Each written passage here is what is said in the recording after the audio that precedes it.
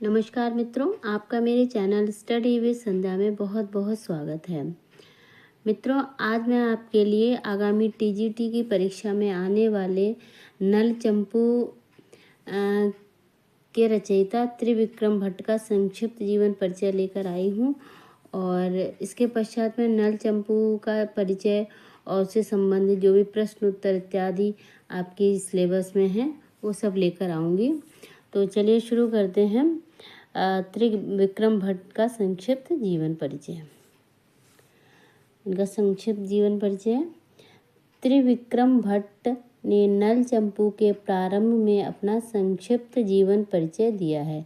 जब उन्होंने नल चंपू की रचना की थी उसमें उन्होंने अपना संपूर्ण जीवन परिचय, जो भी संक्षिप्त जीवन परिचय बताया है। वैसे इनके विषय में विशेष जानकारी नहीं मिलती है। इनका जन्म शांडिल्य गोत्र के एक ब्राह्मण परिवार में हुआ था। इनका गोत्र शांडिल्य था और ब्राह्मण परिवार था। इनके पूर्वज सांग वेदाध्यायी, शुच, सत्यवादी, यज्ञनिष्ठ एवं सदाचारी थे। त्रिविक्रम भट्ट को राज्याश्रय में रहना रुचिकर नहीं था। उन्हें राजा के आश्रित होकर रहना अच्छा नहीं लगता था। इनके पितामह का नाम श्रीधर था। इनके जो पितामह थे यानी दादाजी, उनका नाम श्रीधर था। श्रीधर के पुत्र देवादित्य या इनको नेमादित्य भी कहते हैं, नेमादित्य थे तथा उनके पुत्र त्रिविक्रम भट्ट थे। नेमादित्य के पुत्र त्रिविक्रम भट्ट थे। या प्रश्न बनता है कि त्रिविक्रम भट्ट के पिताजी का क्या नाम था, तो नेमादित्य या देवादित्य, और इनके पितामह का क्या नाम था, तो श्रीधर।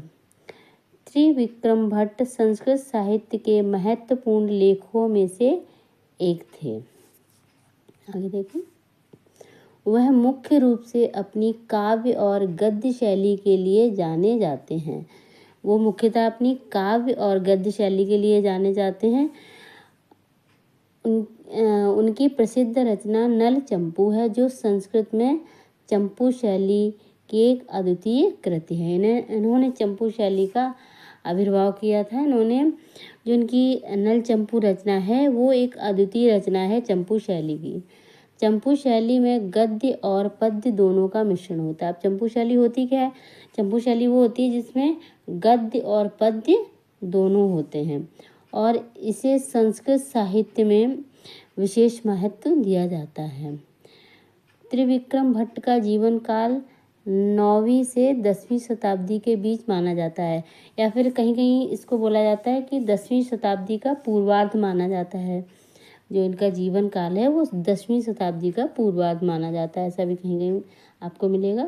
वे राष्ट्रकूट वंश के समय में हुए थे और उनकी रचनाओं से स्पष्ट होता है कि वे एक महान पंडित और विद्वान थे। उनकी रचनाओं से पता चलता है कि वे एक महान पंडित और महान विद्वान थे।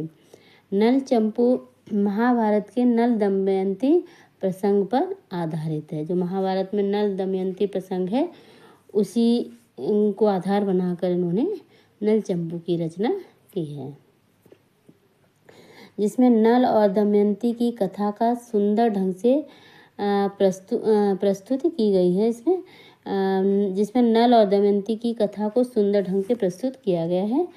त्रिविक्रम भट्ट के जीवन के बारे में अधिक जानकारी उपलब्ध नहीं है, लेकिन उनकी कृतियों से यह प्रतीत होता है कि वे संस्कृत भाषा और साहित्य के गहन विद्वान थे।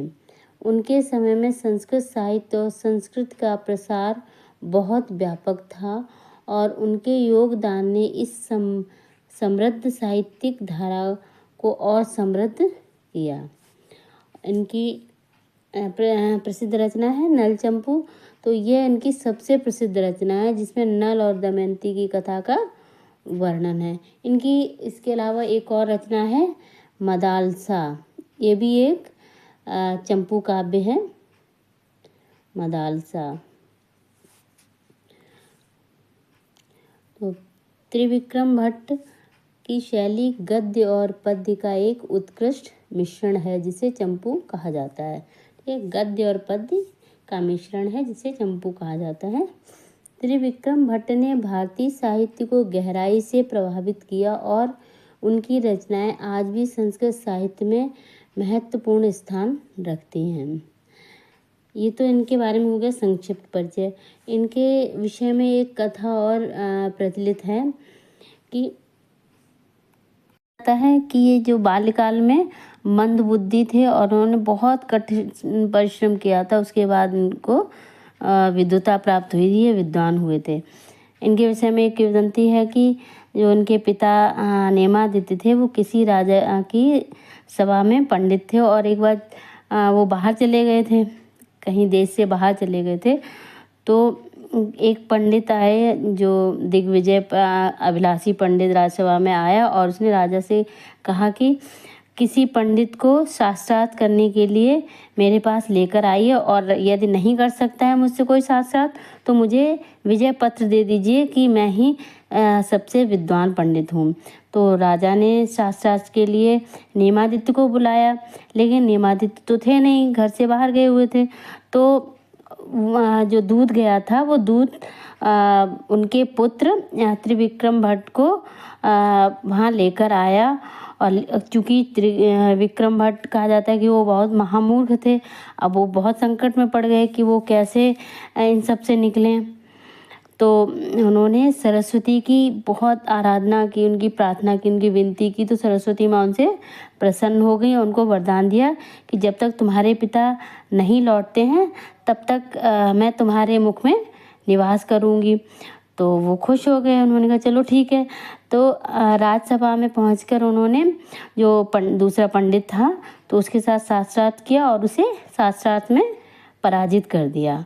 फिर उसने सोचा कि जब तक कि मेरे पिता नहीं लौटते हैं तब तक जो सरस्वती मेरे मुख में तो वास कर ही रही हैं, तो क्यों ना मैं इतनी देर में एक किसी काव्य या किसी ग्रंथ की रचना कर डालूं। तो ऐसा सोचकर उन्होंने नल चंपू लिखना आरंभ कर दिया। और जब तक कि कथा के सप्तम उच्छ्वास तक पहुँच पाई थी कथा, तभी उनके पिता वापस आ गए। इसलिए कहा जाता है कि वो काव्य अपूर्ण रह गया, क्योंकि सरस्वती ने वरदान दिया था कि जब तक पिताजी नहीं आएंगे तब तक मैं तुम्हारी जबान पर रहूँगी। तो ऐसी किंवदंती है। और तो कवि ने जो नल चंपू में अपने पिता की बहुत गुणों की प्रशंसा की है। और इस तरह जो त्रिविक्रम भट्ट थे वो अत्यंत ही विद्वान माने गए हैं। ये तो एक किंवदंती है, लेकिन वो सच में एक विद्वान पंडित थे। तो अभी आज मैंने आपको उनका संक्षिप्त जीवन परिचय दिया। अब आगे मैं आपको उनसे संबंधित जितनी भी प्रश्न, नल चंपू से संबंधित जितने भी प्रश्न बन सकते हैं वो प्रश्न मैं लेकर आऊँगी और नल चंपू का परिचय लेकर आऊँगी आगे के वीडियो में। तो यदि आपको मेरा ये वीडियो पसंद आए तो कृपया लाइक करें, शेयर करें और मेरे चैनल को सब्सक्राइब करें। धन्यवाद।